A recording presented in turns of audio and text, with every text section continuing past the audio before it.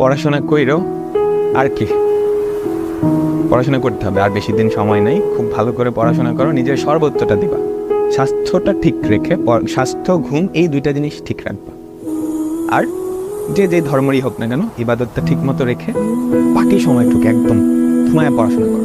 অন্য কিচ্ছু টাইম নেই, কিচ্ছু টাইম নেই, অন্য কিচ্ছু না। ফেসবুক স্ক্রল, বন্ধুদের সাথে আড্ডাবাজি, কোনো টাইম নেই। বাকি পুরাটা সময় পড়াশোনা দাও। আর রিভিশন দিতে হবে। তুমি আগে পড়ে রাখছো, রিভিশন না দিলে কিন্তু পরীক্ষা লিখতে পারবে না। খুব ইম্পর্টেন্ট কথা। নিজের সর্বোচ্চটা দাও, বাকিটুকু আল্লাহর উপরে। নিজের কোনো ঘাটতি কমতে রাখো। এমন এরকম ভাবে পড়ো যে পরে আফসোস না হয়, ইস আরেকটু যদি করতাম, ইস আরেকটু টাইমটা যদি ইউটিলাইজ করতাম, এই আফসোসটা যাতে না হয়।